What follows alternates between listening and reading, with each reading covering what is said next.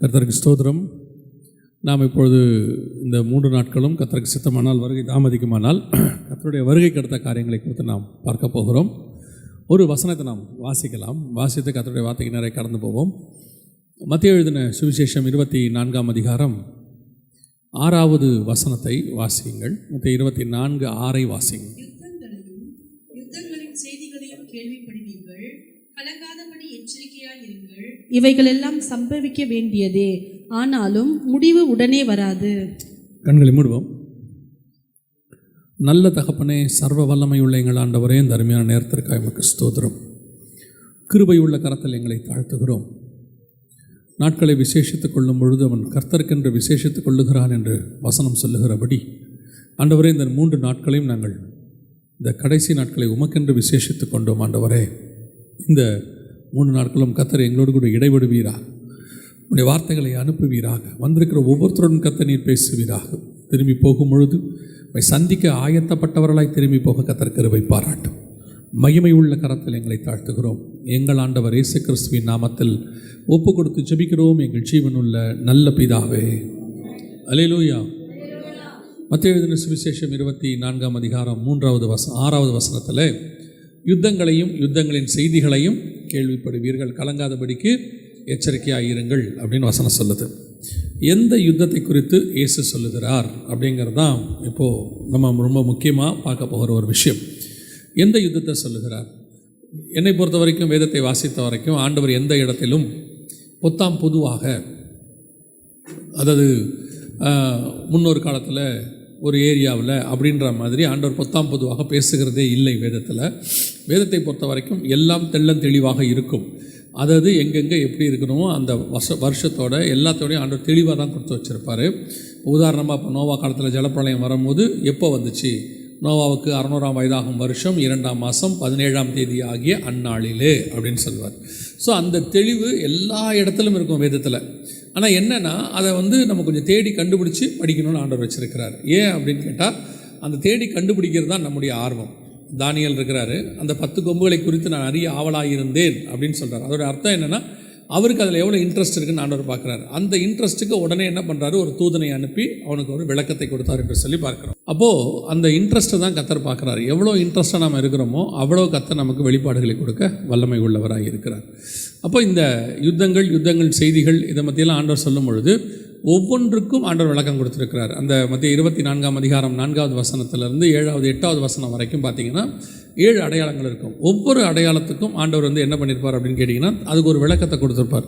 அந்த கொள்ளை நோய்னா எது கொள்ளை நோய், பஞ்சங்கள்னா எது பஞ்சம், எந்த பஞ்சத்தை சொல்கிறாரு, அப்புறம் பூமி எதிர்ச்சினா எந்த பூமி எதிர்ச்சியை சொல்கிறாரு. இப்படி ஒவ்வொன்றுத்துக்கும் ஆண்டவர் என்ன செஞ்சுருப்பார், மிக முக்கியமான விளக்கங்களை தனிப்பட்ட முறையில் கொடுத்துருப்பார். இன்றைக்கி நம்ம என்ன பார்க்க போகிறோம்னா, அந்த யுத்தங்களின் செய்திகளையும் கேள்விப்படுவீர்கள் அப்படின்னு சொல்கிறார். இப்போது எந்த யுத்தத்தை குறித்து ஆண்டவர் சொல்லுகிறார்? யுத்தம் என்பது இயேசு கிறிஸ்துவின் வருகைக்கான அடையாளங்களில் ஒரு மிக முக்கியமான அடையாளமாக இருக்குது. 2வது அடையாளமாக இருக்குது. முதல்ல எடுத்த உடனே அநேகரின் நாமத்தை தெரிந்து கொண்டு நானே கிறிஸ்து என்று சொல்லி வருவார்கள் அப்படின்னு இருக்குது. இப்போ 2வது அடையாளத்தை எடுக்கும்பொழுது அங்கே வசனம் சொல்லுது, யுத்தங்களின் செய்திகளையும் கேள்விப்படுவீர்கள். வேதத்தில் அநேக யுத்தங்கள் இருக்கிறது. யுத்தம் எங்கேயே ஆரம்பிச்சிருது. ராஜா நம்ம யாத்திராகமத்திலே யுத்தம் ஆரம்பித்தது. இன்னும் சொல்ல போனால் ஆபிரகாம் போய் அந்த 5 அதிபதிகளோடு கூட யுத்தம் பண்ணி லோத்துவை மீட்டுட்டு வந்தார்னு இருக்கும். அங்கேயே யுத்தம் ஆரம்பிக்குது.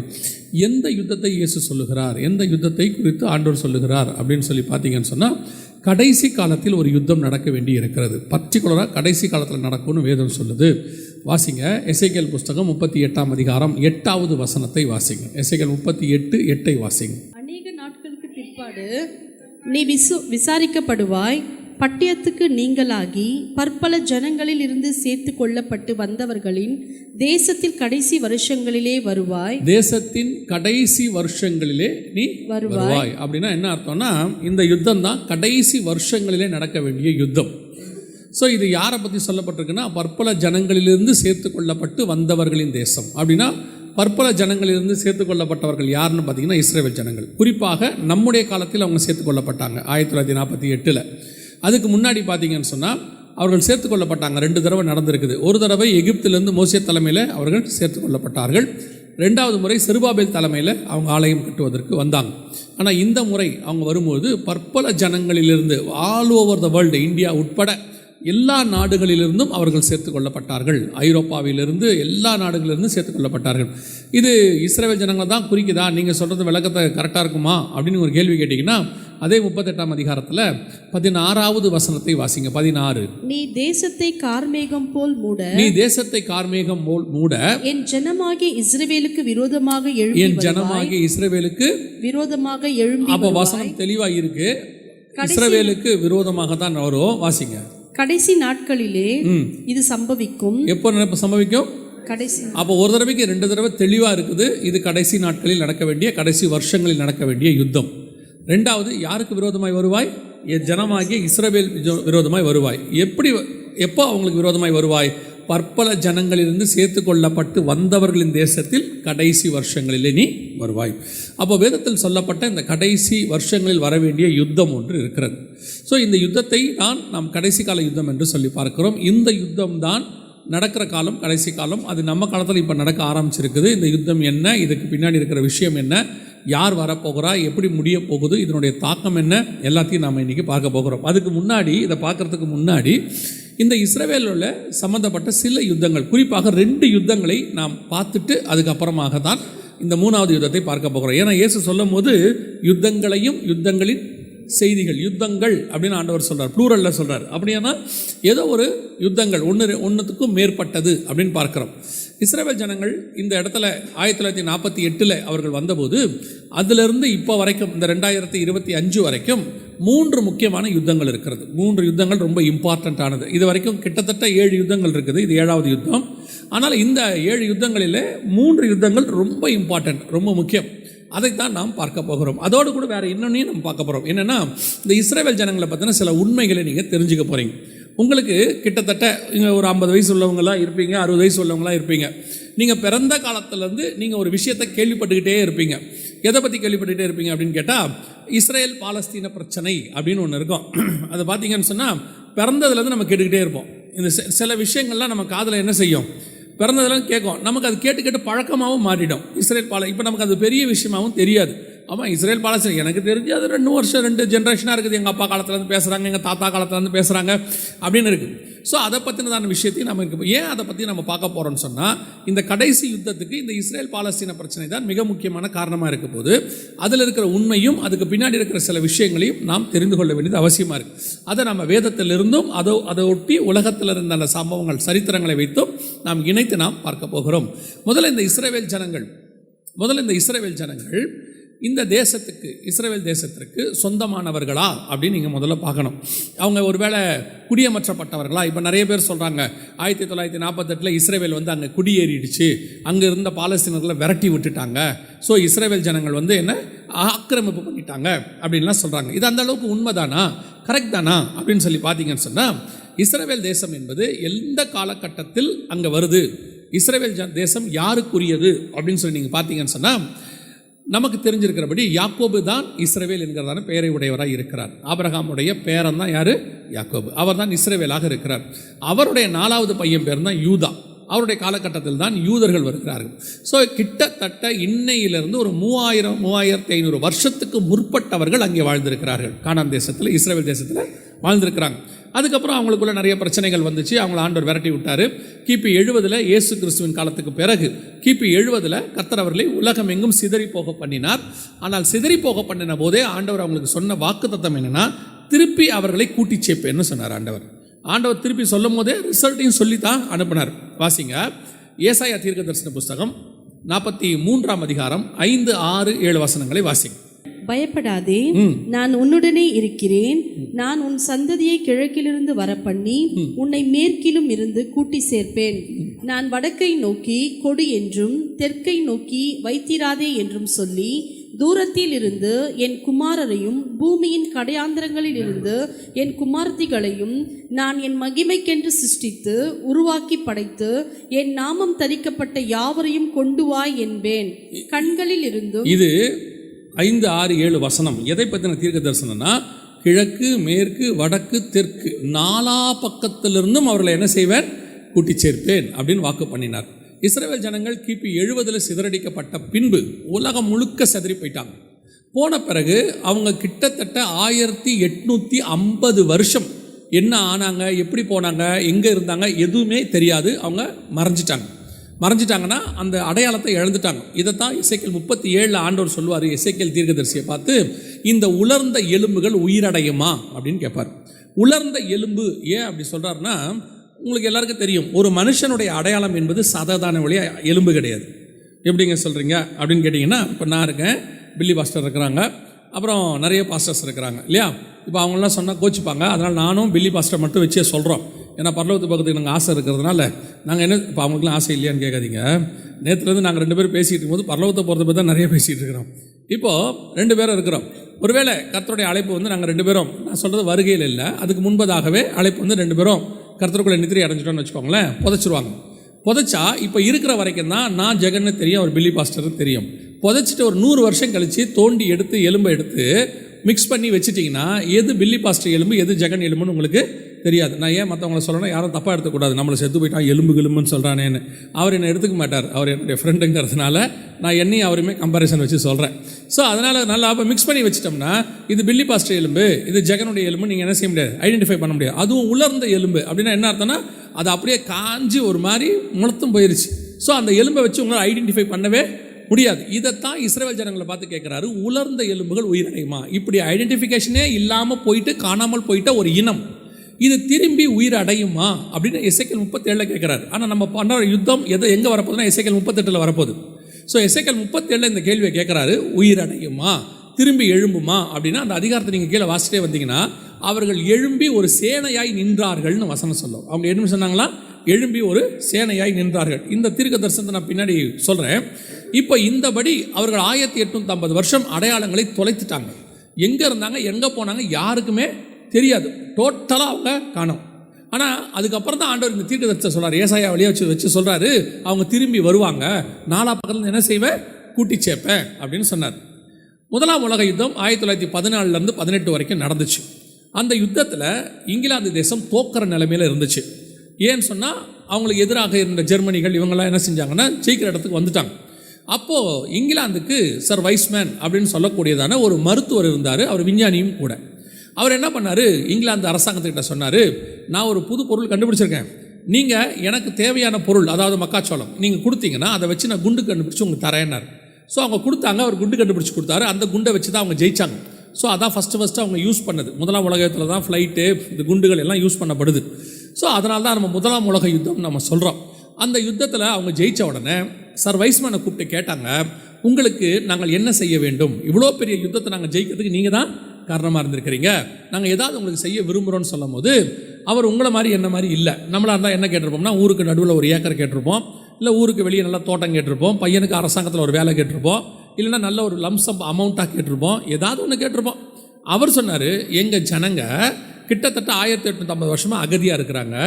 இப்போ இந்த முதலாம் உலக யுத்தத்தில் எங்கள் தேசம் உங்கள் கைக்கு வந்துருச்சு, இஸ்ரவேல் தேசத்தை அவங்க கைக்கு வந்துருச்சு, எங்களுக்கு குடியேறதுக்கு என்ன கொடுங்க, அனுமதி கொடுங்க அப்படின்னு சொல்லி கேட்ட உடனே அவர் கேட்டதின் விளைவாக பால்ஃபர் டிக்ளரேஷன் அப்படின்னு சொல்லக்கூடிய இந்த டிக்ளரேஷன், இதெல்லாம் சரித்திரம் இருக்குது, நீங்கள் போய் பார்த்துக்கணும். இதை ஏன் உங்களுக்கு இப்போ நாங்கள் சொல்கிறோம் அப்படின்னு சொல்லி கேட்டிங்கன்னா, ஒன்று உங்களுக்கு சத்தியம் தெரியணும், உங்களுக்கு பைபிளில் உள்ளதான உண்மை தெரியணும். 2 அடுத்த சில வருஷங்கள், குறிப்பாக இன்னும் 4-5 வருஷத்துக்கு இஸ்ரவேலை பற்றினதான மிக மோசமான காரியங்கள் மீடியாக்களிலே பரப்பப்படும். ஹிஸ்ட்ரி, சரித்திரம் பரப்பப்படும். அப்படி பரப்பப்படும் பொழுது நீங்கள் இஸ்ரவேலை எப்படி பார்க்குறீங்கன்றதான் முக்கியம். ஏன்னா ஆண்டவர் 2 காரியம் சொல்லியிருக்கிறாரு. ஒன்று, எருசலேமின் சமாதானத்துக்காக வேண்டிக் கொள்ளுங்கள், அது நம்முடைய வேலை. ஆண்டவர் சொல்லியிருக்கிறாரு, நம்ம ஜெபம் பண்ணணும், எருசலேமின் சமாதானத்துக்காக ஜெபம் பண்ணணும். 2வது, இஸ்ரவேலை ரட்சிக்கப்பட வேண்டும் என்பதே என்னுடைய வாஞ்சியாக இருக்கிறது என்று பவுல் சொல்கிறார். அப்போ நம்ம மற்றவங்க ரட்சிக்கப்படக்கூடாது இல்லை, எல்லாரும் ரட்சிக்கப்படணும், இஸ்ரவேலும் ரட்சிக்கப்படணும். நம்ம எப்படி இந்தியா ரட்சிக்கப்படணும்னு எழுப்புதலுக்காக ஜெபம் பண்ணுறோமோ அதோட கூட சேர்த்து யாருக்கு ஜெபம் பண்ணணும், இஸ்ரவேல். ஒரு ஊழியக்காரர் சமீபத்தில் ஒரு வீடியோ பண்ணியிருந்தார். அந்த வீடியோவில் அவர் சொல்கிறாரு, இஸ்ரவேலுக்காகலாம் எதுக்கு ஜெபம் பண்ணுறீங்க, அதனால் நம்ம நாடா, அவங்க தான் சிலுவையில் அரைஞ்சாங்க, அவங்க சிலுவையில் அரைஞ்சாங்க, எல்லாம் பண்ணாங்க. ஏன் எந்த நாட்டில் ஊழியக்காரங்களை சிலுவையில் அறையலை, எந்த நாட்டில் ஊழியக்காரங்களை நெருப்பில் போட்டு எரிக்கலை, உலகம் முழுக்க தான் நடந்துச்சு எல்லா இடத்துலையும். ஆனால் உங்களுக்கும் எனக்கும் வேதத்தை கொண்டு வந்து கையில் கொடுப்பதற்கு கர்த்தர் அந்த ஜனத்தை தான் பயன்படுத்தினார். அதில் உள்ள அங்கே இருக்கிற பவுல்னு ஒருத்தன் எழுதுனது தான் நமக்கு இன்றைக்கி வேதமாக இருக்கிறது. ஆவியானவர் அவன் மூலியமாக தான் நமக்கு கொடுத்துருக்கிறாரு.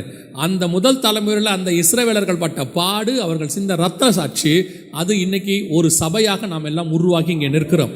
அதனால் இஸ்ரவேலை வேதம் சொல்லும்போது நம்முடைய மூத்த சகோதரன்னு சொல்லுது. ஒரு சிலர் இதெல்லாம் தெரியாமல் இஸ்ரவேலை என்னமோ இதாக சொல்கிறாங்க. நான் சொல்கிறேன், எல்லாரையும் நேசிக்கிறோம், பாலஸ்தீனத்தையும் நம்ம நேசிக்கிறோம், எல்லாரையும் நேசிக்கிறோம், இஸ்ரவேலையும் நேசிக்கிறோம். வெறுக்கிறதுக்கு ஒன்றுமே இல்லை. இன்னும் கேட்டால் எல்லாரை விட அவங்கள ஒரு படி நம்ம அதிகம் நேசிக்கிறோம். காரணம் என்னவென்றால் இன்றைக்கி நம்ம கையில் இருக்கிற மிக முக்கியமான வேதத்துக்கு கர்த்தர் அவர்களை பயன்படுத்தி இருக்கிறார். அதனால் நீங்கள் அந்த சரித்திரத்தை தெரிந்து கொள்ள வேண்டியது அவசியமாக இருக்கிறது. ஸோ 1918 பால்ஃபர் மூலமாக, பால்ஃபர்னா அன்றைக்கி அந்த இருந்த வெளியுறவுத்துறை அமைச்சர், அவர் மூலமாக, ஃபாரின் மினிஸ்டர், அவர் மூலமாக என்ன பண்ணாங்கன்னா இஸ்ரேல் ஜனங்கள் குடியேறதுக்கு தங்கள் தேசத்துக்கு வருவதுக்கு அனுமதி கொடுத்தாங்க. அது கூட முழுசாக கொடுக்கல, 3 பகுதியாக பிரித்தாங்க இஸ்ரவேலை. ஒரு பகுதியை இஸ்ரவேலுக்கும் 2 பகுதியை பாலஸ்தீனர்களுக்கும் கொடுத்தாங்க. ஸோ அன்றைக்கி அங்கேருந்து அரபியர்கள் அவங்கக்கிட்ட கொடுத்து இஸ்ரவேலர்கள் குடியேறதுக்கு அனுமதி கொடுத்தாங்க. 1918 48 30 வருஷம் இந்த சம்பவங்கள்லாம் நடந்துச்சு. ஆனால் இங்கே நடந்த பிரச்சனை என்னென்னா, இஸ்ரவேல் ஜனங்களில் பெரும்பான்மையானோர் இஸ்ரவேல் தேசத்துக்கு திரும்பி வரல. என்ன செய்யலை? வரல. ஏன்னு கேட்டிங்கன்னா, அவங்கக்கிட்ட கொடுத்த தேசத்தில் 80% பாலைவனம். அவங்ககிட்ட கொடுத்தாங்கள ஒரு லேண்டு, ரொம்ப கொடுக்கல, 8000 சதுர கிலோமீட்டரோ என்னமோ தான், 8000 ஸ்கொயர் ஃபீட் என்னமோ சொல்லுவாங்க மொத்தம். ஆனால் 8000 கணக்கு அவ்வளோதான் கொடுத்தாங்க. ஸோ அந்த காரியம் வெறும் பாலைவனமாக இருந்துச்சு. அதை அவர் கையில் கொடுக்கும்போது வெளியூரில் இருந்த இஸ்ரவேலர்கள்லாம் ஐரோப்பா தேசத்துலலாம் அவங்க நல்லா செழுமையாக குடியிருந்தாங்க.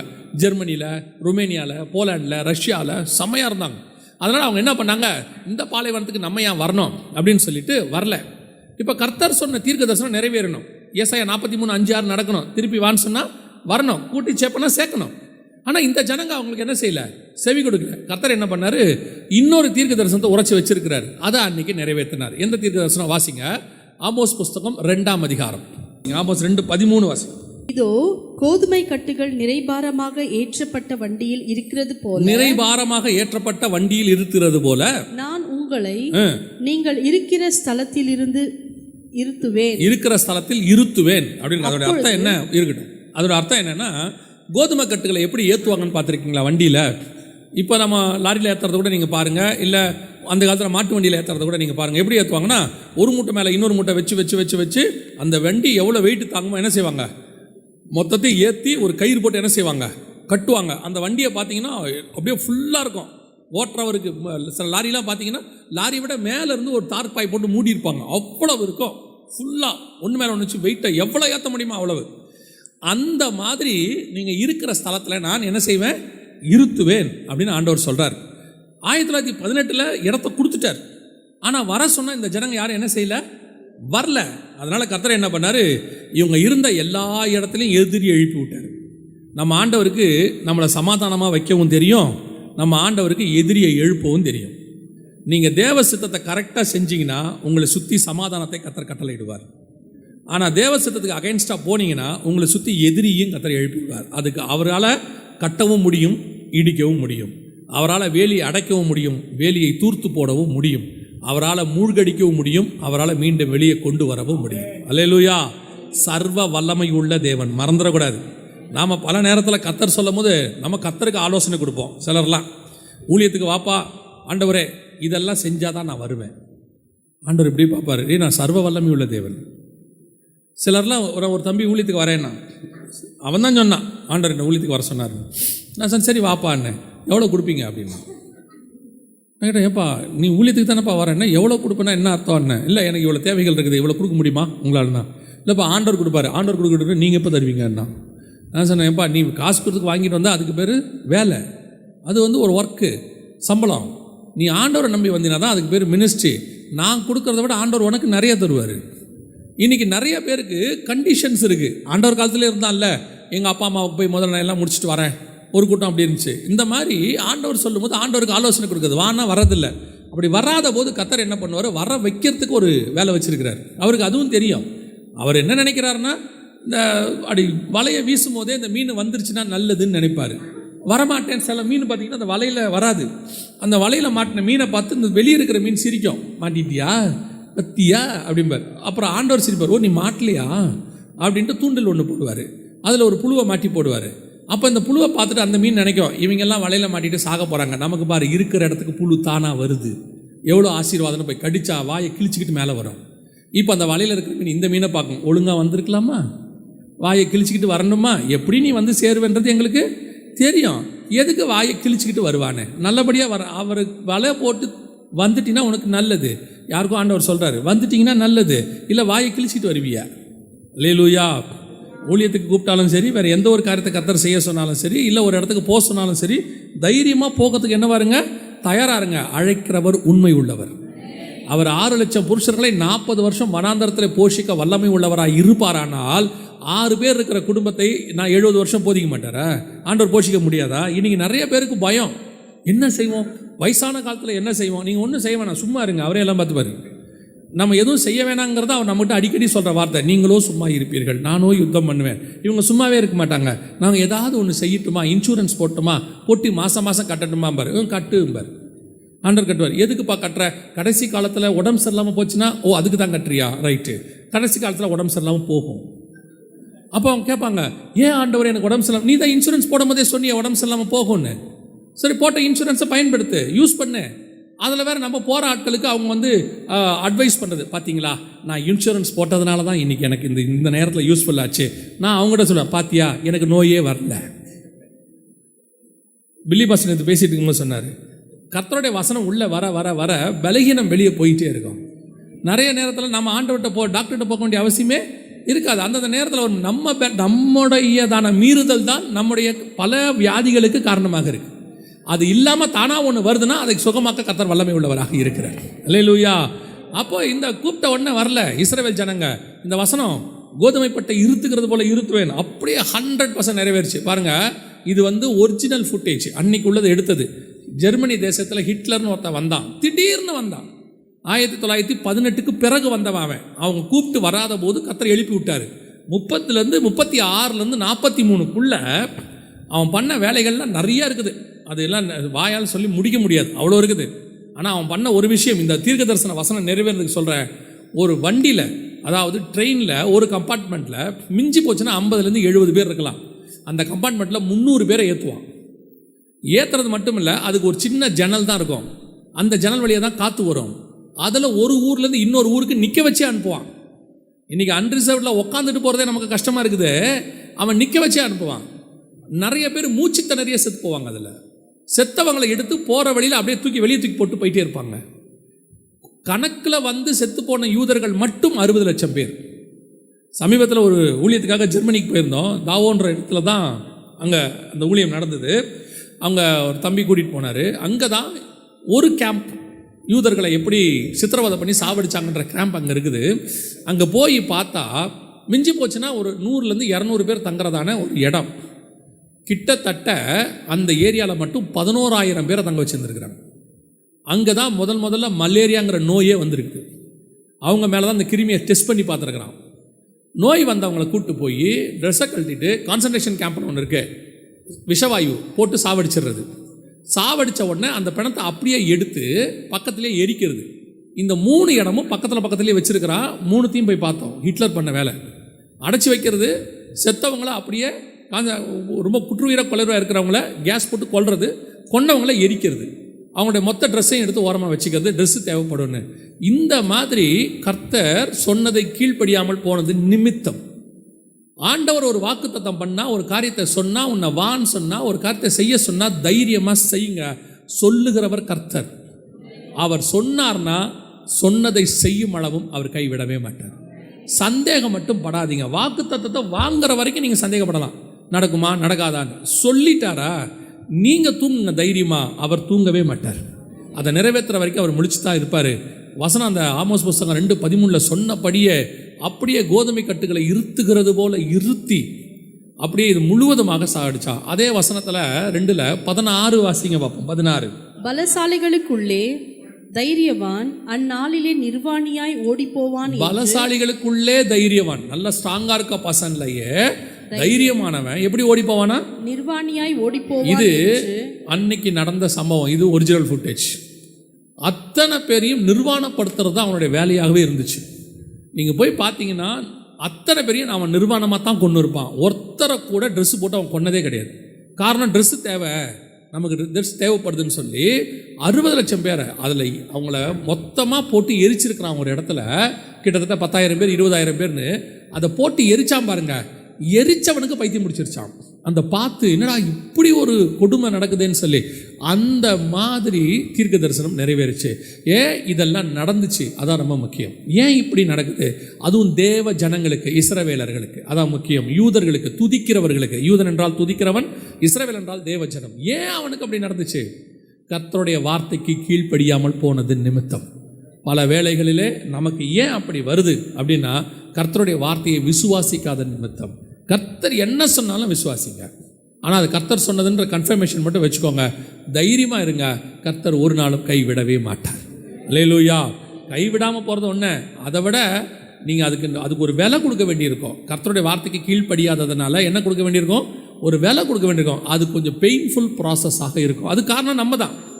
இப்போ நீங்கள் சில நேரத்தில் ஆண்டவர் இப்போது சென்னையிலேருந்து கேஜிஎஃப் வர சொல்கிறாருன்னு வச்சுக்கோங்களேன். நான் வந்து என்ன செய்கிறேன், இங்கே ராணிப்பேட்டை வரைக்கும் வந்துட்டு இப்படி வந்துடுறேன் கேஜிஎஃப்க்கு. திடீர்னு ரூட்டு மாதிரி நான் அப்படியே நேராக கோயம்புத்தூர் போயிட்டேன்னு வச்சுக்கோங்களேன். ஹைவேஸ் தான், போகிறதுக்கு நல்லா தான் இருக்குது, எல்லாம் ஓகே தான். இப்போ எனக்கு கோயம்புத்தூர் போன பிறகு தெரியுது நான் போக வேண்டியது கேஜிஎஃப். நான் எங்கே வந்துட்டேன்? இப்போ நான் என்ன பண்ணுவேன்? யூட்டர்ன் எடுத்து திருப்பி எங்கே வருவேன்? ஆனால் எப்படி வருவேன் தெரியுமா? புலம்பிக்கிட்டே வருவேன். ஆமாம் தானே? ஹைவேஸ் தான், கார் தான், ஏசி தான், ஆனால் எப்படி வருவேன்? புலம்பிக்கிட்டே வருவேன். சை, நேரம் போச்சு, 4 மணி நேரம் வீணாக போச்சு, பெட்ரோல் வீணாக போச்சு, டீசல் வீணாக போச்சு, டோல் வீணாக போச்சு. பக்கத்தில் இருக்கிறவன் திட்டிகிட்டே வருவேன். கூட உட்காந்துருக்கிறிய, சொல்லி தொலைக்க வேண்டாம், பார்த்துக்கிட்டு வரிய, தின்னுட்டு வரிய, ஒரு வார்த்தை சொல்ல வேணாம். இவர் போனது தப்பு. கூட இருக்கிறவனை என்ன பண்ணுவாங்க? திட்டிகிட்டே வருவாங்க. சில நேரத்தில் அது பெரும்பாலும் மனைவி தான் மாட்டிக்கும் பாவம். அந்த அம்மா கோயம்புத்தூர் போகும்போது தூங்கிட்டு தான் இருந்துச்சு. இப்போ திரும்பி வருமா திட்டு வரல, கண்டிப்பாக அந்த அம்மா தூங்காட்டியும் கண்ண மூடிருக்கோம். ஐயோ ஆண்டவரே, இவங்ககிட்ட என்ன மாட்டி விட்டீங்களே சோத்திரத்தோடு அந்த அம்மா திரும்பி வந்துகிட்டே இருக்கும். இப்போ பெயின்ஃபுல். ஆனால் என்ன கொடுமை தெரியுமா? இப்போ நம்ம கரெக்டாக வந்துக்கிட்டு இருக்கோம். இப்போ கோயம்புத்தூர்லேருந்து கேஜிஎஃப்க்கு எப்படி வரும்? கரெக்டாக வரும். ஆனால் எப்படி வரும்? புலம்பிக்கிட்டு, கஷ்டப்பட்டு, ஒரு விதமான பெயின். இதைத்தான் சொல்கிறேன். நீங்கள் தேவ சித்தத்தை விட்டு ஓடும் போது நல்லா தான் இருக்கும். யோனாவுக்கு எங்கே போகிற வரைக்கும் நல்லா இருக்குது, தர்ஷீஷுக்கு போகிற வரைக்கும் நல்லா தான் இருக்கு, அது வரைக்கும் ஓகே தான். இப்போ திருப்பி நினிவேக்கு வரணும். ஆனால் வரும்போது கப்பலில் வர முடியாது, மீன்கிட்டேருந்து வரணும். இப்போ போட்டு மாறிடுச்சு, இப்போ ட்ராவல் மோடு மாறிடுச்சு. இப்போ எப்படி வரணும்? மீன் கொண்டு வந்து சேர்க்கும், இனி போட் சேர்க்காது, கப்பல் சேர்க்காது. ஆனால் இந்த ப்ராசஸ் கரெக்டான ஜேர்னி. இப்போ ஒரு கரெக்டாக எங்கே வந்துக்கிட்டு இருக்காரு? ஆனால் எப்படி வராரு நினிவேக்கு? புலம்பிக்கிட்டே சாக்க போகிறேன்றாரு. அப்படி தான் வர வைப்பார். என்னடா இருந்தாலும் கூப்பிட்டா என்ன நினைக்கிறீங்க? முதல் மாதம், 2வது மாதம் ஒரு முதல் கூட்டம் வைக்கிறோம். இந்த கூட்டத்தில் வாலாகாமல் தலையாவாய், பலுகி பெருகுவாய், இப்போது இருக்கிறதை பார்க்கலாம் 1000 மடங்கு வருவாய், இப்படிலாம் ஏதாவது சொல்லுவேன்னு கூப்பிட்டா சொல்லிட்டு பாஸ்டர் இப்போ திரும்பி பில்லி பாஸ்டரை பார்த்துருப்பாரு. ஐயோ, இந்த ஆளை எதுக்கியா கூப்பிட்டு நீயே அப்படின்னு. ஆனால் நான் விசுவாசிக்கிறேன், என்னை கூப்பிட்டா அப்படி பேச மாட்டேன்னு இவங்க 2 பேருக்குமே தெரியும். அல்லேலூயா. நம்மை பொறுத்த வரைக்கும் நம்முடைய மெய்யான ஆசீர்வாதம் என்பது இனி வருகிறதா இருக்கிறது. இந்த பூமியில் எனக்கு தெரிஞ்சு இங்கே இருக்கிறது எல்லாமே நம்முடைய தேவைக்கு கர்த்தர் கொடுத்துருக்காரு. இது ஆசீர்வாதம் அல்ல, உண்மையிலே ஆசீர்வாதம் இனி வருகிறதா இருக்கிறது. அதுதான் நித்திய ஆசீர்வாதம், மெய்யான ஆசீர்வாதம். அல்லேலூயா. இதெல்லாம் தேவை. எவ்வளோ இருக்குதோ எல்லாம் கொடுப்பாரு. இப்போ பாருங்கள், 3 கேமரா இருக்குது. நம்மளால் ஒரு காலத்தில் ஒரு ஃபோன் கூட வாங்க முடியாத காலம் இருந்துச்சு. இப்போ 3 கேமரா இருக்குது. இந்த 3 கேமராவுமே தேவைங்கிறதால கர்த்தர் கொடுத்துருக்காரு. இப்போ நான் என்ன சொல்ல முடியும்? இந்த 3 கேமராவை கொடுத்து கர்த்தர் ஆசீர்வதித்தார், இது என் வாழ்க்கையை மாற்றியது, இந்த கேமரா இல்லாவிட்டால் என் வாழ்க்கை அப்படியே சொல்ல போகிறோம். இது தேவை. நாளைக்கு இந்த கேமரா ரிப்பேர் ஆகும், புது கேமரா வாங்குவோம், இதை விட ஹை HD வாங்குவோம், இதை விட ஹை லெவல் போவோம். அப்பவும் அதுவும் ஆசீர்வாதம் அல்ல, அப்பவும் அதுவும் தேவை. தேவைகள் தான் இந்த பூமியில் நமக்கு இருக்குது. நம்முடைய ஆசீர்வாதம் இனி வருகிறதாக இருக்கிறது. அல்லேலூயா. அப்போ இஸ்ரவேல் ஜனங்களை வர சொன்ன போது வராததுனால இவ்வளோ சம்பவம் நடந்துச்சு. அடித்த பிறகு அவனுக்கு ஒரு ஞானம் வந்துச்சு பாருங்கள். அத்தனை பேருக்கும் முடிவெடுத்தான், எந்த ஊரில் இருந்தாலும் பிரயோஜனம் இல்லை, நம்ம ஊர் தான் முடிவெடுத்தான். அல்லேலூயா. அவர்கள் அத்தனை பேரும் 1930களிலிருந்து மொத்தமாக திரும்பி வர ஆரம்பித்தாங்க, அடிக்க ஆரம்பித்த பிறகு.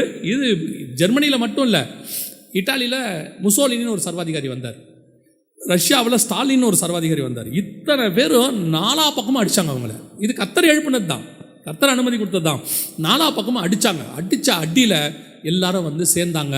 கர்த்தர் சொன்னபடி 1850 வருஷம் கழித்து ஏசாயா தீர்க்கதரிசனம் 43:5-6-7 சொல்லப்பட்டபடி அவர்கள் கூட்டிச் சேர்க்கப்பட்டார்கள்.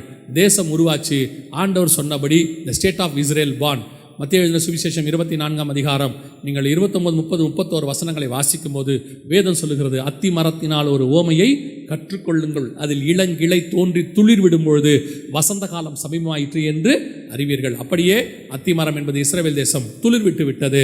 அவர் சொன்னபடி தேசம் உருவாக்கி விட்டது. அல்லேலூயா. இதுதான் இஸ்ரேல் தேசத்தினுடைய ஆரம்ப ஹிஸ்ட்ரி. ஆனால் இஸ்ரேல் பாலஸ்தீன பிரச்சனைன்னு ஒன்று இருக்குது இல்லை, இது என்னங்கிறது இப்போ தான் ஆரம்பிக்கிறது. 1948 மே மாதம் 14ஆம் தேதி அவங்களுடைய சுதந்திர தினம், அதாவது தனி நாடாக பிரகடனப்படுத்தப்பட்டார்கள்.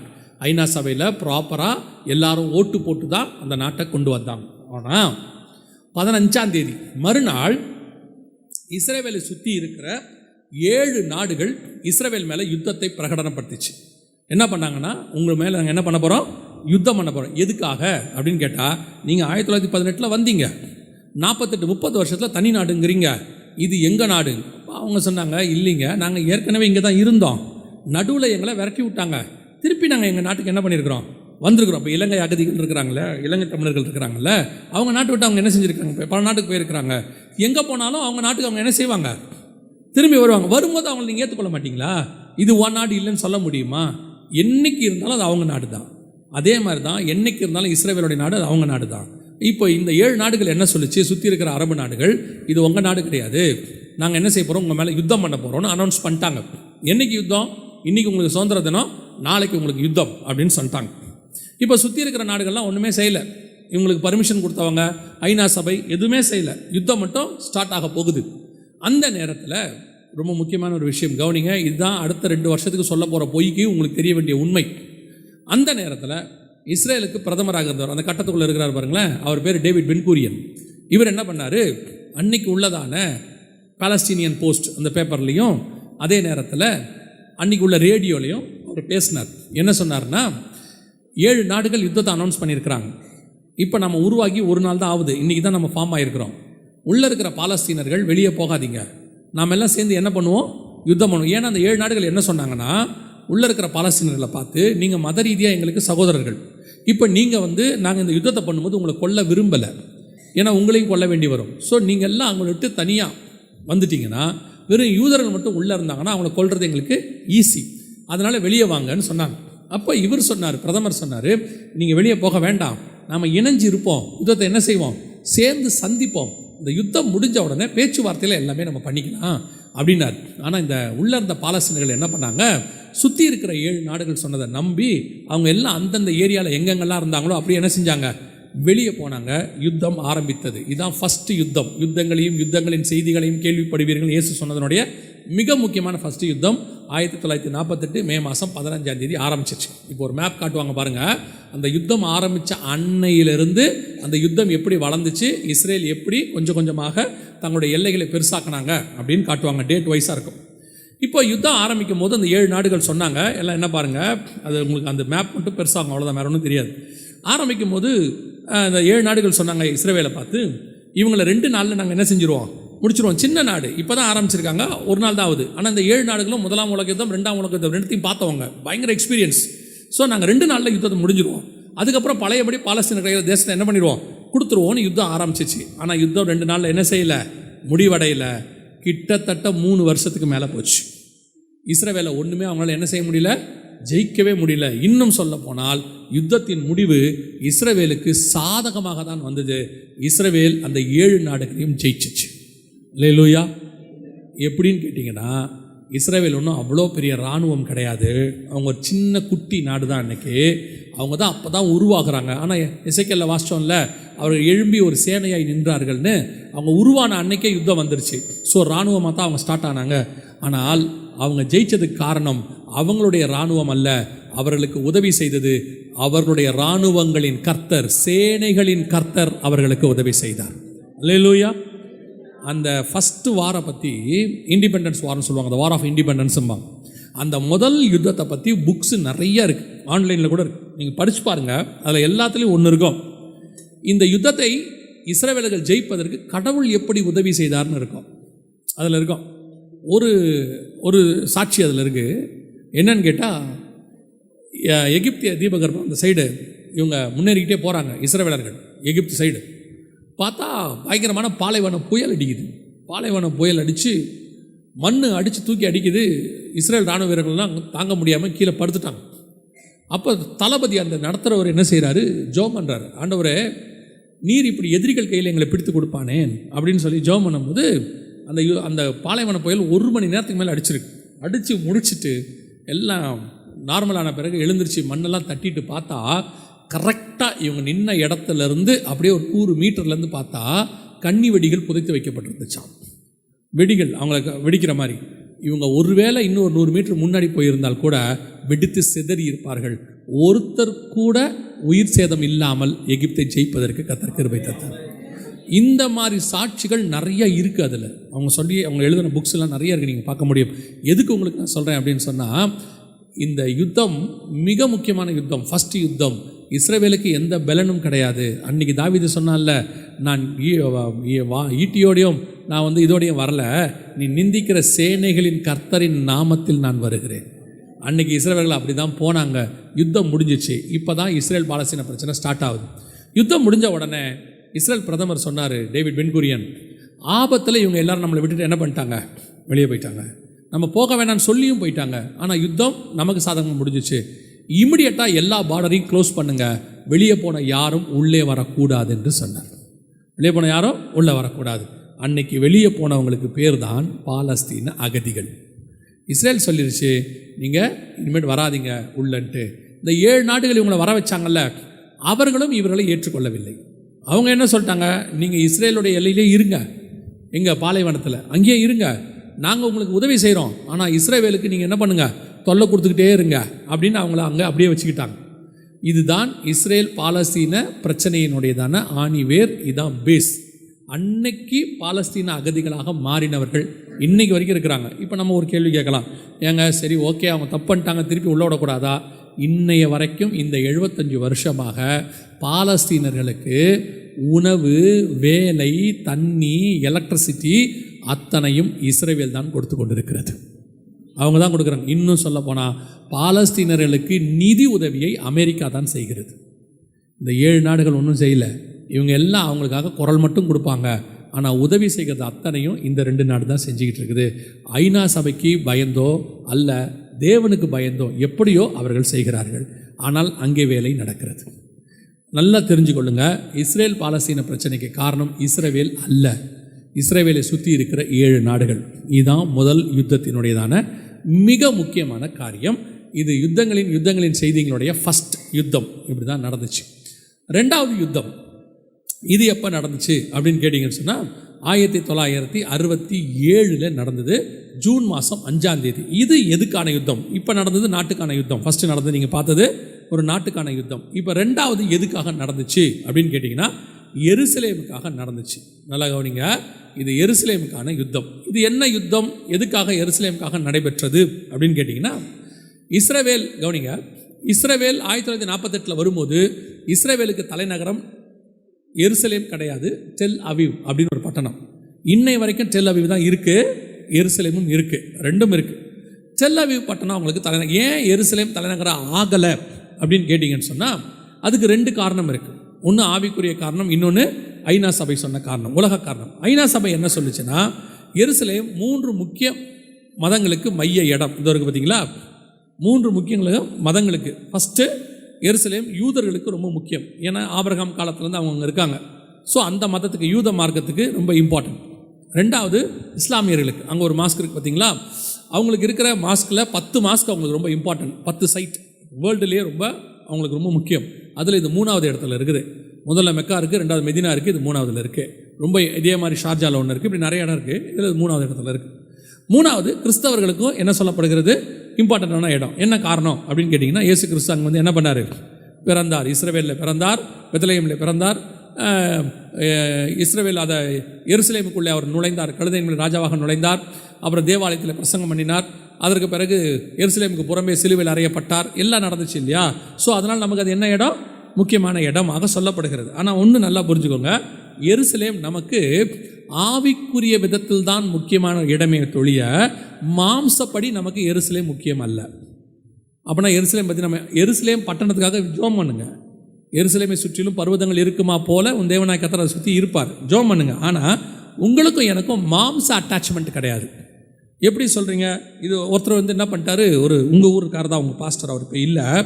இதை நான் சொன்ன உடனே அவர் ரொம்ப டென்ஷன் ஆகிட்டார். அவர் சர்ச்சில் டென்ஷன் ஆன உடனே நான் அடுத்த நாள் மீட்டிங்க்கு நான் வரணும், 7 மணிக்கு வரணும். 6:45 அவர் பிரசங்கத்தை அவர் ஆரம்பிச்சிட்டு அவர் சொல்கிறாரு, சிலர் வந்து இந்த எருசலேம் பற்றி பிரசங்கம் பண்ணுறாங்க. அவங்களுக்கு என்ன தெரியும், சின்ன பசங்க எருசலேம் போய் பார்த்துருக்கீங்களா, சிலர்லாம் நீங்களாம் சிரிக்கிறீங்க ஊன்னு பேசுகிறார். அதாவது நான் என்ன சொல்கிறேன், உங்கள் எமோஷனுக்குலாம் இது என்ன கிடையாது, இடம் கிடையாது. வசனம் என்ன சொல்லுதோ அதான் இங்கே முக்கியம். வசனத்தை தாண்டி இங்கே எதுவுமே கிடையாது. வாசிங்க கலாத்தியர்கள் நிருபம் 4ஆம் அதிகாரம், கலாத்தியர்கள் நிருபம் 4ஆம் அதிகாரம் 23 வாசிங்க பார்ப்போம். அடிமையானவளிடத்தில் பிறந்தவன் மாம்சத்தின்படி பிறந்தான், சுயாதீனம் உள்ளவளிடத்தில் பிறந்தவன் வாக்கு தத்தத்தின்படி பிறந்தான். இவைகள் ஞான அர்த்தம் உள்ளவைகள். இவைகள் ஈசாக்கு இஸ்மவேலை பத்தி பேசுறாரு. இவைகள் ஞான அர்த்தம் உள்ளவைகள். அந்த ஸ்திரீகள் 2 ஏற்பாடுகளாம். அதாவது சாராளும் ஆகாரும் 2 ஏற்பாடுகளாம். ஒன்று சீனாய் மலையில் உண்டான ஏற்பாடு, அது அடிமைத்தனத்திற்குள்ளாக பிள்ளை பெறுகிறது. அது ஆகார் என்பவள். ஆகார நியாயப்பிரமாணத்துக்கு கொண்டு வராரு. ஆகார் என்பது எதுக்கு இருக்கு, நியாயப்பிரமாணத்துக்கு ஈக்குவலா கொண்டு வராரு. அடுத்து ஆகார் என்பது அரபி தேசத்தில் உள்ள சீனாய் மலை. அந்த ஆகார் இப்பொழுது இருக்கிற எருசலேமுக்கு சரி. பூமியில இருக்கிற இருங்க வரேன், ஏன் வீட்டுக்கு அர்ஜென்ட்டா? அந்த ஆகார் இப்பொழுது இருக்கிற எருசலேமுக்கு சரி அப்படின்னா என்ன அர்த்தம்னா, இப்போ பூமியில இருக்கிற எருசலேம் பட்டணம் இருக்கு, அது நியாயப்பிரமாணத்துக்கு சரி. தொடர்ந்து வாசிங்க. இவள் தன் பிள்ளைகளோட கூட அடிமைப்பட்டிருக்கிறாளே. அதாவது இஸ்ரவேல் இருக்க, அது நியாயப்பிரமாணத்தில் இருக்கு, அது தன் பிள்ளைகளோடு கூட அடிமைப்பட்டிருக்கிறது. அடுத்து மேலான எருசலேமோ சுயாதீனம் உள்ளவள், அவளே நம் எல்லாருக்கும் தாயானவள். வரப்போகிற எருசலேம், புதிய எருசலேம் பத்தி பேசிட்டு இருக்கிறாரு. மேலான எருசலேம் மேல இருந்து இறங்கி வந்துச்சுன்னு சொல்லி 21ஆம் அதிகாரம் நம்ம வெளிப்படுத்தின விசேஷத்துல நம்ம வாசிக்கிறோம். 7, 9, 11 வசனங்கள்ல நம்ம வாசிக்கிறோம், பரலோகத்தை விட்டு இறங்கி வர கண்டேன் அப்படின்னு. அப்ப நமக்கு ஆவிக்குரிய விதத்துல இம்பார்ட்டன்ட் வரப்போற எருசலேம். ஆனா இந்த எருசலேமுக்காக ஜெபம் பண்றோம், அவ்வளவுதான். மாம்சத்தின்படி என்ன கிடையாது, அட்டாச்மெண்ட் கிடையாது. அப்படி மாம்சத்தின்படி அட்டாச்மெண்ட் கிடையாது என்ன சொல்ல வரோம், நமக்கு புனித பூமி இந்த எருசலேம் இல்லைன்னு சொல்றோம். இது என்ன கிடையாது, புனிதம் கிடையாது. புனித பூமினா என்ன, அது முதல்ல தெரியணும். புனித பூமினா என்ன, எங்கே ஒரு மனுஷனுடைய பாவம் மன்னிக்கப்படுகிறதாக அந்த மனுஷன் நினைக்கிறானோ அதுக்கு பேர் புனித பூமி. எந்த ஆற்றுல குளிச்சா அவங்க பாவம் போகணும்னு நினைக்கிறானோ அதுக்கு பேர் புனித ஆறு. எந்த மலைக்கு போனால் அவனுடைய பாவம் தொலைக்கப்படுதுன்னு நினைக்கிறானோ அதுக்கு பேர் புனித மலை. எங்கே பிரயாணம் பண்ணால் அவனுடைய பாவம் போவதான்னு நினைக்கிறானோ அதுக்கு பேர் புனித பிரயாணம். ஒவ்வொருத்தரும் ஒவ்வொன்று வச்சிருக்கிறாங்க. அந்த மாதிரி ஒவ்வொரு மதக்காரங்க அவங்கவுங்களுக்கு ஏற்ற மாதிரி, ஏன்னா அவங்க பாவம் அங்கே தொலைக்கப்படுகிறதா அவங்க நம்புகிறார்கள். உங்களுக்கும் எனக்கும் பாவம் எங்கேயும் தொலைக்கப்படவில்லை. நீங்கள் எங்கே முழங்கால் படிக்கிட்டு ஜெபம் பண்ணுறீங்களோ அங்கேயே கர்த்தர் பாவத்தை மன்னிக்கிறவராக இருக்கிறார். நீங்கள் உங்கள் வீட்டில் ரூமில் ஜெபம் பண்ணாலும் மன்னிப்பார், இங்கே போட்டாலும் மன்னிக்கிறார். அப்போ புனித இடம்னு நமக்கு இந்த பூமியில் ஒன்று கிடையவே கிடையாது, அவ்வளோதான். அப்போது நம்மை பொறுத்த வரைக்கும் புனித பூமி என்பது இங்கே ஒன்றுமே கிடையாது, எதுவுமே கிடையாது. இங்கே புனித பூமிக்கான எந்த ஒரு வேலையும் இங்கே கிடையவே கிடையாது. நமக்கு முழங்கால் போட்டால் மன்னிப்பு ஆண்டவர் இங்கே மன்னிக்கிறாரு. ஸோ இப்போ நமக்கு என்ன ஆயிடுச்சுன்னு கேட்டிங்கன்னா, புறஜாதியாரை போல் நம்ம ஆளும் இங்கேருந்து புனித பிரயாணம் போகிறான். புனித பிரயாணம் போய் அங்கே போய் யோர்தானில் குளித்த உடனே பாவம் போயிடுதுங்கிறான். இங்கே ஞானஸ்தானம் எடுத்தவன் திருப்பி யோர்தானில் போய் ஞானஸ்தானம் எடுக்கிறான். ஏன்னு கேட்டால் இயேசு அங்கே தான் ஞானஸ்தானம் எடுத்தார். ஒருத்தர் என்கிட்ட சொன்னார், இயேசு அங்கே ஏங்க நீங்கள் ஏற்கனவே எடுத்துட்டீங்களே, அது இருக்கட்டுங்க, இயேசு இடத்துல நம்மளும் எடுக்க வேணாமான்னு. நான் கேட்டால் பண்ண செத்தா உன்னை எங்கே புதைக்கலான்னு கேட்டேன். இயேசு போச்ச இடத்துலையே புதைக்க முடியும், உன்னை புதைக்க வேற முடியாது. அப்புறம் நீ இயேசு போச்ச இடத்துல பொறிச்சு 3வது நாள் திருப்பி உயிரோட வந்துட்டீங்கன்னா உன்னெல்லாம் ஒரு தடவை வச்சிருக்கிறதே கஷ்டமாக இருக்குது. இன்றைக்கி நிறைய பேரோட இம்சை என்னென்னா, இவங்களும் இந்த பெரிய கொடுமை என்னென்னா, விசுவாசிகள் பரவாயில்ல தெரியாமல் ஏதோ ஏமாறுறது. ஒரு கூட்டம் இருக்குது, கூட்டிகிட்டு போகிற கூட்டம், புரியுதா? இப்போது டூரிஸ்ட்டுக்காரங்க கூட்டிகிட்டு போகிறாங்கன்னா அது அவங்க தொழில், கூட்டிகிட்டு போகிறாங்க, சோத்திரம், பிரைஸ்தலாட், அது அவங்க இஷ்டம். காலத்தை பார்த்தால் போதர்களாக இருக்க வேண்டியவர்கள், காலத்தை பார்த்தால் எவாஞ்சலிஸ்டாக இருக்க வேண்டியவர்கள் டூரிஸ்ட் கைடுகளாக அலைந்து கொண்டிருக்கிறார்கள். கூட்டு போய் அங்கே போய் சுற்றி காட்டுறது, அதை போயிட்டு சர்ச்சை விட்டுட்டு ஊழியத்தை விட்டுட்டு. நல்லா தெரிஞ்சுக்கொள்ளுங்க, யாரும் தப்பாக எடுத்துக்காதீங்க. எடுத்துட்டீங்கனாலும் எனக்கு ஒன்றும் பிரச்சனை இல்லை, எனக்கு என்ன ப்ராப்ளம், நான் அந்த 3 நாளில் போயிடுவேன் இங்கேருந்து, நீங்கள் திருப்பி கூப்பிட மாட்டீங்க, அவ்வளோதானே, அது ஒன்றும் பிரச்சனை இல்லை. நல்லா தெரிஞ்சுக்கொள்ளுங்க, இந்த எருசலேமுக்கு நீங்கள் புனித பயணம் போகிறதுனால பரலோகத்துக்கு நீங்கள் போகிறதுக்கு கிரெடிட் லெவல்லாம் கூடாது. ஐயா புதிய எருசலேம் ஐயா வந்து எருசலேமுக்கு டூர் போயிருக்கிறாரு, அதனால் தனி க்யூவில் கூட்டிகிட்டு வாங்க, இதெல்லாம் எருசலேமுக்கு போகாத க்யூ, தனியாக வாங்கன்னு சொல்ல போகிறது இல்லை. பிலிபாஸ் ஆரம்பிக்கும் போது சொன்னார், ஒரே 2 தான், உண்மையும் உத்தமம் உள்ளவன் தான் உள்ளே போக முடியும். விசா எருசலேம் விசா வச்சிருக்கிறவன் உள்ளே போகணுன்னு அங்கே இல்லை. ஒருத்தர் என்ன கேட்டார், என்ன பிரதர் நீங்கள் இப்படி பேசுகிறீங்க, அங்கே இயேசு நடக்கலையா அப்படின்னா. இயேசு நடந்தார், பின்னாடி யூதாஸ் நடந்தானே. இப்போ நீங்கள் யார் நடந்த இடத்துல நடக்கிறீங்க? எனக்கு என்னமோ நீங்களாம் யூதாஸ் நடந்த இடத்துல நடக்கிற மாதிரி நடக்குதுன்னு. நல்லா கவனிச்சுக்கொள்ளுங்க, மாம்சத்தின்படி எருசலேம் நமக்கு ஜெபிக்க வேண்டியது கடமை, மாற்றுக்கிறதே இல்லை.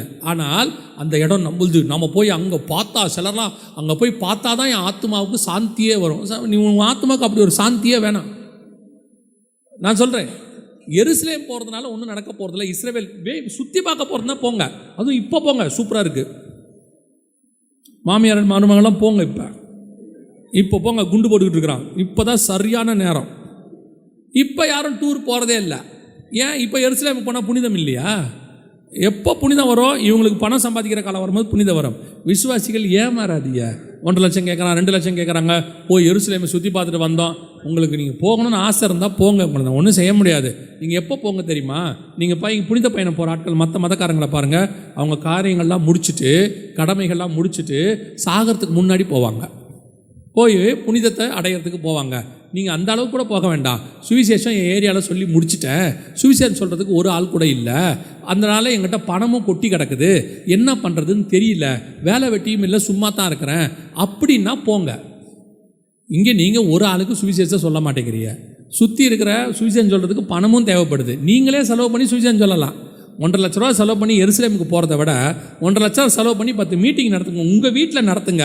அதில் 10 ஆத்மா கிடச்சா அது பரலோகத்தில் வந்து சேர்ந்துடும். நீங்கள் ஒரு ஆள் எருசலேமை சுற்றி பார்க்குறத விட 10 பேர் பரலோகத்துக்கு வருவது மேன்மையாக நினைக்கப்படும். அல்லேலூயா. அப்போ இந்த எருசலேமை ஐநா சபை வச்சுக்கிச்சு, கொடுக்க மாட்டேன்ட்டான். அவன் என்ன சொல்லிட்டான்? நீங்கள் 3 பேர் அங்கே என்ன செஞ்சிருவீங்க? அடிச்சுப்பீங்க. ஆனால் எருசலேமை கர்த்தர் யூதர்கள் கையில் கொடுக்காமல் இருக்கிறதுக்கு வேற ஒரு காரணம் இருக்குது.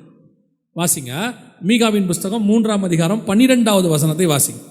ஆகையால் உங்கள் நிமித்தம் சீயோன் வயல்வெளியைப் போல உழப்பட்டு, எருசலேம் மண்மேடுகளாய்ப்போம், ஆலயத்தின் பர்வதம் காட்டுமேடுகளாய்ப்போம். என்ன காரணம் அப்படின்னு கேட்டிங்கன்னா, மீகா எரேமியா காலத்தில் வாழ்ந்ததான ஒரு தீர்க்கதரிசி. அப்போ அந்த எரேமியா காலத்தில் என்னென்ன அக்கிரமம் நடந்துச்சுங்கிறத எரேமியா 26 போய் நீங்கள் வாசிச்சுக்கோங்க. அப்புறமா நீங்கள் போய் வாசிங்க. இந்த மீகா தீர்க்கதரிசனம் எரேமியா 26:18 இருக்கும், நீங்கள் அங்கேயும் போய் வாசித்துக்கலாம். ஸோ அந்த காலத்தில் இஸ்ரவேல் ஜனங்கள் எருசலேமில் அவ்வளோ பெரிய அருவருப்புகள் செஞ்சுருக்கிறாங்க. பட்டணத்தில் ஒவ்வொரு மலைக்கு மேலேயும் கர்த்தர் அருவருக்கிற விக்கிரகம் இருந்துச்சான், ஒவ்வொரு மரத்துக்கு கீழேயும் கர்த்தர் அருவருக்கிற காரியங்கள் இருந்துச்சான். எருசலேமை சுற்றிலும் கர்த்தர் அருவருக்கிற எத்தனையோ காரியங்கள் இருக்குது. ஸோ அதனால் கர்த்தர் சொல்கிறாரு, எருசலேம் என்னவாய் மாறும்? மண்மேடாகி போகும். ஒரு தேசத்தை ஆசீர்வதிப்பதும் மண்மேடாக்கி போடுவதும் கர்த்தர் கரத்தில் தான் இருக்கிறது. எவ்வளவு செழிப்பான தேசமாக இருக்கட்டும், அதை மண்மேடாக்குவதற்கு கர்த்தர் வல்லமை உள்ளவர். ஏன் தெரியுமா? அங்கே கர்த்தருக்கு அருவருப்பான காரியங்கள் நடக்கும்போது. இன்றைக்கி எத்தனையோ பட்டணங்கள் அப்படி மண்மேடாகி போயிடுச்சு. பூமியிலேயே ரொம்ப அழகான இடம்னு சொல்லி எல்லாரும் சுற்றி பார்க்க ஒரு இடத்துக்கு போவாங்க. வெனிஸ்னு ஒரு இடம் இருக்குது, சுற்றி பார்க்குறதுக்கு போவாங்க. வெனிஸ் நகரம், இந்த திருமணமான உடனே எல்லாரும் அங்கே தான், பணக்காரங்களாம் அங்கே போயிடுவாங்க. ஏன்னா அவ்வளோ அழகாக இருக்கும். அதே நேரத்தில் பாவமும் அங்கே அதிகமாக இருக்கும். அவ்வளோ பாவம் நிறைந்த பட்டணம் தான் வெனிஸ். சமீபத்தில் வெனிஸை பற்றி போய் பாருங்கள், மொத்த தண்ணியும் வற்றி போச்சு. அந்த ஊரே நடுவில் தண்ணி ஓடும், அதில் போட்டில் தான் ஜனங்கள்லாம் போவாங்க. ஊருக்குள்ளேயே அவங்க ட்ராவலே போட்டில் தான் இருக்கும். சுற்றி எல்லா பக்கமும் ஃப்ளவர்ஸ் வச்சுருப்பாங்க, ரொம்ப அழகாக இருக்கும். இப்போது தண்ணி வற்றி போச்சு, வெனிஸ் நகரம் அந்த ஓடை முழுக்க சேரும் சகதியுமாகி ஊரே நாற்றம் எடுக்குது. காரணம் என்ன? பாவம் அதிகரிக்கும் பொழுது கர்த்தர் தேசத்தை வெறுக்கிறார், கர்த்தர் கைவிடுகிறார். எந்த ஒரு தேசமும் சரி, அது பஞ்சத்தின் தேசமாக இருக்கட்டும், கர்த்தர் ஆசீர்வதிச்சா, அங்கே விதைச்சா கர்த்தர் 100 மடங்கு ஆசீர்வதிப்பார். ஆனால் அதே தேசம் பாபிலோனாக கூட இருக்கட்டும், கர்த்தர் கைவிட்டா 7 வருஷம் பனியும் மழையிலையும் மிருகத்தை மாதிரி தான் கிடக்கணும். கர்த்தர் கூட இருந்தால் தான் ஆசீர்வாதம். கர்த்தர் அருவறுத்துட்டாரு, ரொம்ப கஷ்டம். நிறைய பேர் கேட்குறாங்க, ஏங்க ஆண்டவர் எங்களுக்கு இப்படி செய்கிறாரு? என்ன அருவறுப்பு உன் வீட்டில் இருக்குன்னு பாரு, என்ன அருவறுப்பு உங்களுக்குள்ளே இருக்குன்னு பாருங்கள். நீங்கள் கையில் பைபிள் வச்சிருக்கிறதுனால மட்டும் கர்த்தர் ஆசீர்வதிச்சிருவார்னு உங்களை பார்த்து உங்கள் பாஸ்டர் ஏமாறுற மாதிரி ஆண்டவர் ஏமாறுவார்னு நினைக்காதீங்க. ஊழியக்காரங்க நீங்கள் கையில் பைபிளோட வந்தால் ஏமாந்துருவாங்க, பிரைஸ் லார்ட் சொன்னோன்னே ஏமாந்துருவாங்க. ஐயோ ரொம்ப நல்ல பிரதர், வந்தவுடனே பிரைஸ் லார்ட் சொல்லிட்டு தான் போய் உட்காருவார். அந்த பிரதருடைய இருதயம் என்னங்கிறது ஆண்டவருக்கு தான் தெரியும், அந்த சிஸ்டருடைய இருதயம் என்னன்னு ஆண்டவருக்கு தான் தெரியும்.